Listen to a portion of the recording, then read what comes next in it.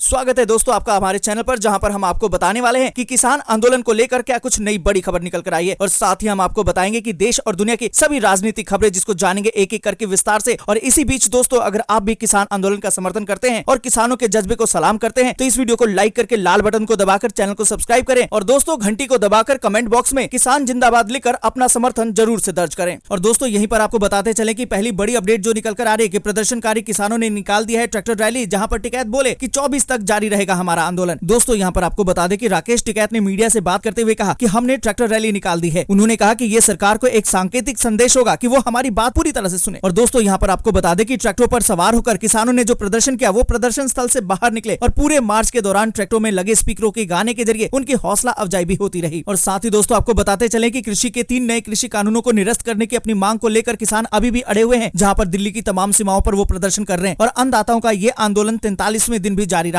जबकि आपको बता दें कि हड्डियां गला देने वाली ठंड और बारिश के बीच भी किसान अभी तक डटे हुए हैं और किसी भी कीमत पर अपनी मांग को बिना मनवाए वो वापस जाने के मूड में नहीं लग रहे हैं। और साथ ही दोस्तों, बड़ी अपडेट जो निकल कर आ रही है कि 26 जनवरी को किसानों की परेड मार्च में भाग लेने के लिए जिंद में एक महिला ट्रैक्टर चलाना भी सीख रही है। महिला ने कहा है कि 26 जनवरी को दिल्ली पहुंचेंगे, अगर सरकार नहीं मानी तो ट्रैक्टर ट्रॉली लेकर परेड करेंगे, जिसके लिए हम ट्रेनिंग भी ले रहे हैं, हम बिल्कुल भी पीछे नहीं हटेंगे। और इसी बीच दोस्तों, बड़ी खबर निकल कर आ रही है कि भारतीय किसान यूनियन के राष्ट्रीय प्रवक्ता राकेश टिकैत ने कह दिया है कि हम किसान मई 2024 तक आंदोलन के लिए तैयार हैं। जब तक कि सरकार हमारी मांग नहीं मानेगी, तब तक हम यहाँ आंदोलन खत्म नहीं करेंगे। और इसी बीच दोस्तों, आपको बता दें कि सुप्रीम कोर्ट ने भी केंद्र सरकार से पूछ लिया है कि आंदोलन करते किसानों को कोविड से बचाने के क्या कर रहे हैं उपाय। तो दोस्तों, यहाँ पर आपको बता दें कि देश के सर्वोच्च न्यायालय ने चिंता जताते हुए कह दिया है कि अब दिल्ली की सीमाओं पर डटे हुए किसानों की भीड़ में ऐसे ही हालात पैदा न हो जाएं जैसे कि तबलीगी जमात में हो गए थे। सुप्रीम कोर्ट ने गुरुवार को केंद्र सरकार से सवाल कर दिया है कि आंदोलन कर रहे किसानों को कोरोना से बचाने के लिए क्या कदम उठाए गए हैं। यहाँ पर दोस्तों, आपको बता दें कि आज सरकार के साथ किसानों की बातचीत होनी है। इससे पहले ही किसानों ने ट्रैक्टर मार्च निकाल दिया है और किसानों ने इसको ट्रैक्टर मार्च न कहकर 26 जनवरी के प्रदर्शन का रिहर्सल बताया है। और इसी बीच दोस्तों, बड़ी खबर निकल कर आ रही कि कमलनाथ का बड़ा ऐलान के कृषि कानूनों के खिलाफ अब 16 जनवरी को कांग्रेस का किसान सम्मेलन। और यहाँ पर दोस्तों, आपको बता दें कि देश में जारी किसान आंदोलन के बीच अब कांग्रेस ने भी भाजपा पर बड़ा हमला बोला है। और पूर्व मुख्यमंत्री कमलनाथ ने कह दिया है कि केंद्र सरकार का नया कृषि कानून एमएसपी खत्म करने वाला है, केंद्र कृषि क्षेत्र का निजीकरण कर रही है और अब इसके खिलाफ कांग्रेस 16 जनवरी से छिंदवाड़ा में किसान सम्मेलन का आयोजन करेगी। और इन्हीं खबरों के बीच दोस्तों, बिहार से बड़ी खबर निकल कर आ रही कि राहुल, तेजस्वी और चिराग पर मांझी का तंज, कहा कि तीनों युवराज काम के वक्त चले जाते हैं हनीमून पर। दोस्तों, यहाँ पर एक बार फिर से आपको बताना चाहेंगे कि जीतन राम मांझी ने कह दिया कि तेजस्वी यादव दिल्ली में जाकर क्यों बैठ जाते हैं। नेता विरोधी दल के नाते तेजस्वी दिल्ली में काम करे, मगर उन्हें पटना में भी रहना चाहिए और बिहार को नहीं छोड़ना चाहिए। और इसी के साथ दोस्तों, बड़ी अपडेट जो निकल कर आ रही है, क्या बर्ड फ्लू के दौरान सुरक्षित है अंडे और चिकन खाना, तो जाने हर जरूरी बात को। दोस्तों, यहाँ पर आपको बता दें कि बर्ड फ्लू एक तरह का वायरल इन्फेक्शन है, इसे एवियन इन्फ्लुएंजा भी कहते हैं। ये एक खतरनाक वायरस है जो पानी में रहने वाले पक्षियों से अन्य पक्षियों और जानवरों में फैलता है। तो इस बर्ड फ्लू के बीच दोस्तों, क्या हमें चिकन और अंडों का सेवन करना चाहिए, इस रिपोर्ट को भी दोस्तों पूरे विस्तार से आपको बताएंगे। और इसी के साथ दोस्तों, आपको बता दें कि चिकन के दामों में बड़ी गिरावट, 50 रुपए किलो के भाव पहुंच चुका है। दोस्तों, यहाँ पर आपको बता दें कि बर्ड फ्लू की खबरों का असर अब चिकन के डिमांड पर भी दिखाई देने लगा है। चिकन और अंडों के शौकीन लोगों ने अब धीरे धीरे इससे दूरी बनानी शुरू कर दी है। शायद यही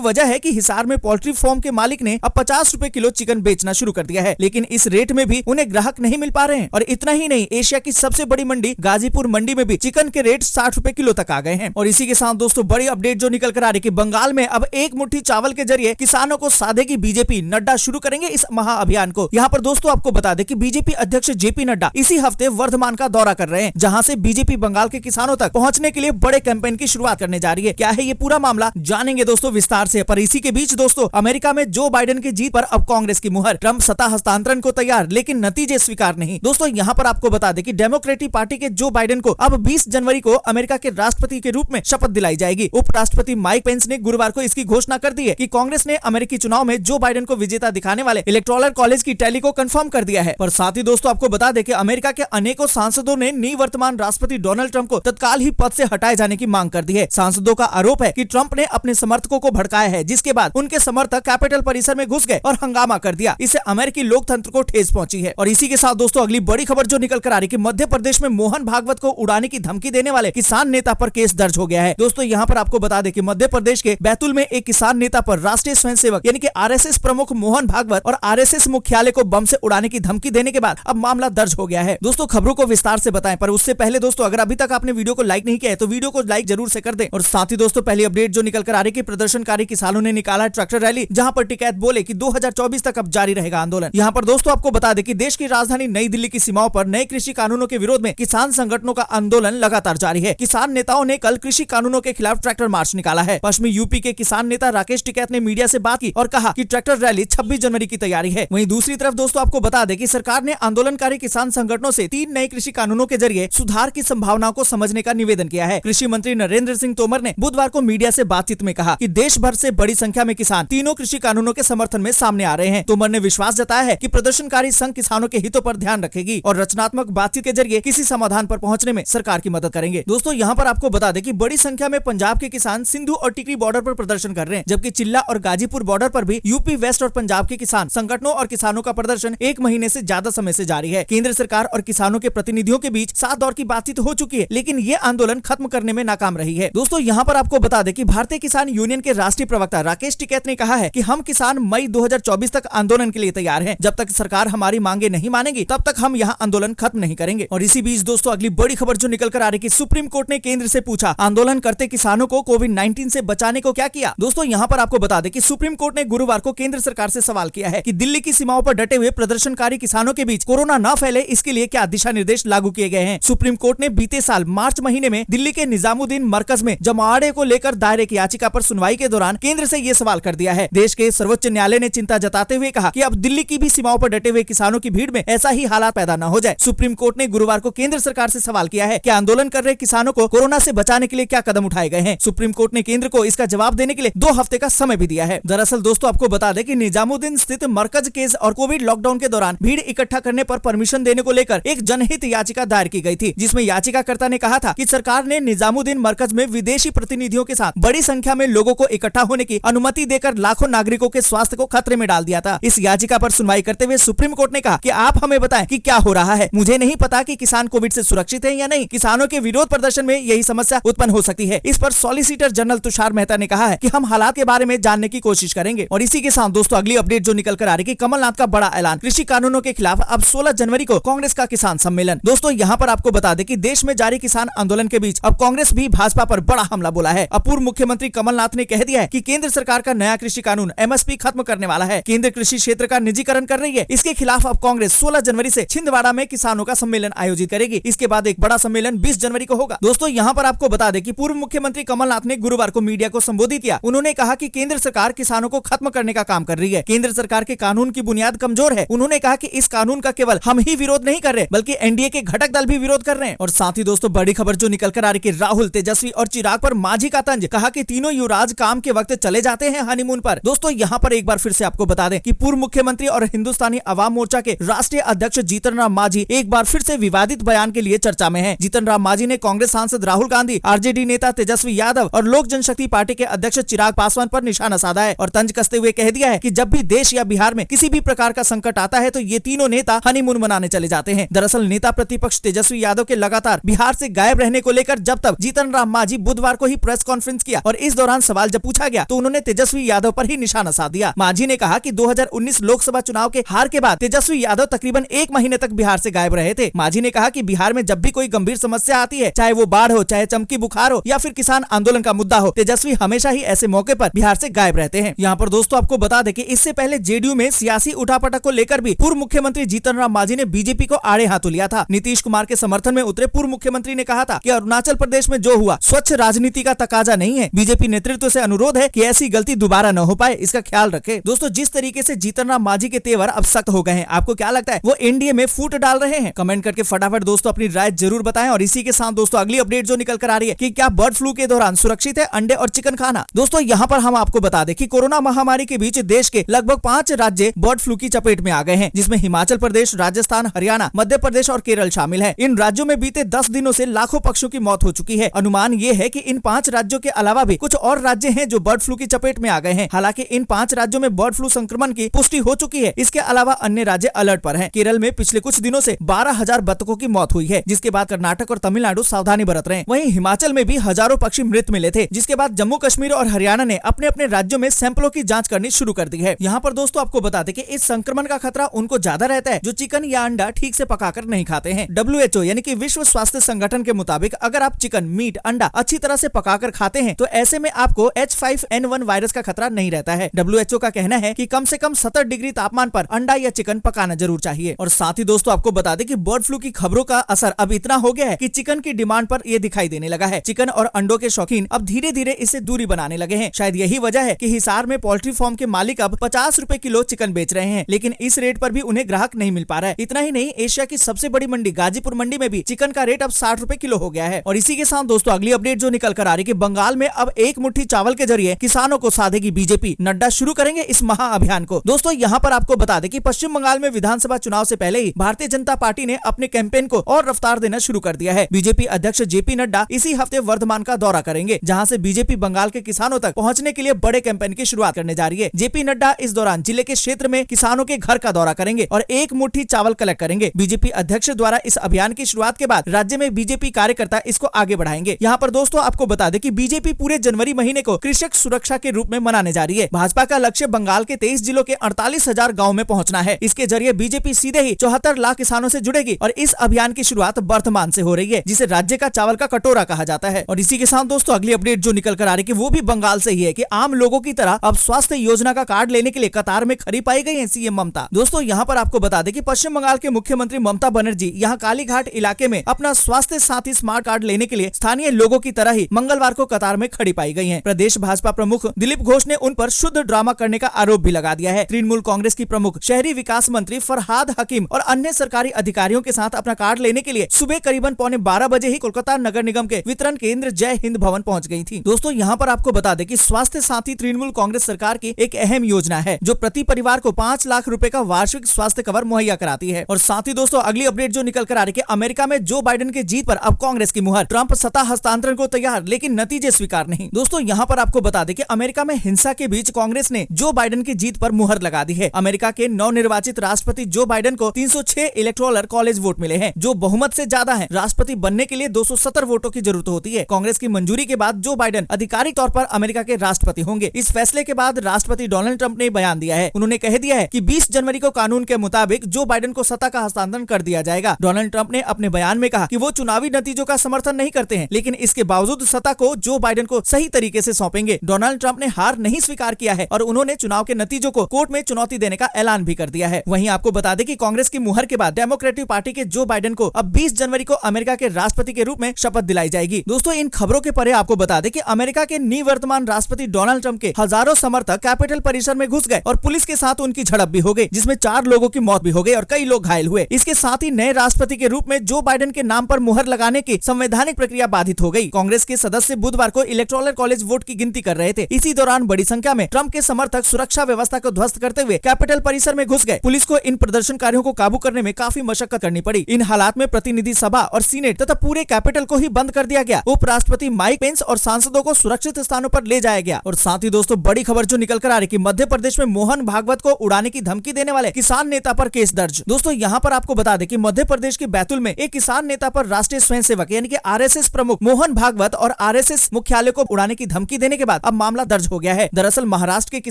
किसान नेता अरुण बनकर किसान आंदोलन को समर्थन देने के लिए नागपुर से किसानों की रैली को लेकर दिल्ली जा रहे थे। इस दौरान उन्होंने बैतूल में मीडिया से बात करते हुए आरएसएस मुख्यालय और आरएसएस प्रमुख मोहन भागवत को उड़ाने की धमकी दी थी। और इसी बीच दोस्तों अगली बड़ी खबर जो निकल कर आ रही कि दिग्विजय का ट्वीट, ट्रंप जो अमेरिका में कर रहे हैं वही काम उनके दोस्त मोदी भारत में कर रहे हैं। दोस्तों यहाँ पर आपको बता दें कि अमेरिका की राजधानी वाशिंगटन डीसी में अरसे बाद ऐसा मंजर दिखाई दिया है। अमेरिकी राष्ट्रपति डोनाल्ड ट्रंप के समर्थक संसद की कार्यवाही के दौरान इमारत में घुस गए हैं, जिससे कि अफरा तफरी मच गई। बाद में सुरक्षा बलों ने मोर्चा संभाल लिया। काफी देर तक अमेरिकी संसद में पुलिस और ट्रंप समर्थकों के बीच झड़प होती रही। इस घटना के बाद अमेरिकी राजधानी में कर्फ्यू का ऐलान कर दिया गया। ट्रंप समर्थकों को इस हरकत की पूरी दुनिया ने निंदा की। कांग्रेस नेता दिग्विजय सिंह एक कदम आगे बढ़ते हुए ये कह दिया कि जो ट्रंप ने अमेरिका में किया वही काम नरेंद्र मोदी भारत में कर रहे हैं। दोस्तों यहाँ पर आपको बता दें कि पूर्व अमेरिकी राष्ट्रपति बिल क्लिंटन के ट्वीट को रीट्वीट करते हुए कांग्रेस नेता दिग्विजय सिंह ने कहा कि हम आपके विचारों को साझा करते हैं बिल क्लिंटन। ट्रंप अमेरिका में जो कर रहे हैं उनके दोस्त मोदी भारत में वही कर रहे हैं। वह भारतीय लोगों को विभाजित करने और भारतीय संविधान को कम आंकने पर आमादा है। दोस्तों आज के लिए बस यहीं तक। आप देख रहे थे आपका अपना चैनल। दोस्तों अगर आपको एक भी खबर समझ में आई हो तो वीडियो को लाइक कर दीजिए और चैनल को सब्सक्राइब करके घंटी के बटन को जरूर दबाइएगा। हम मिलेंगे आपसे अगली वीडियो में। तब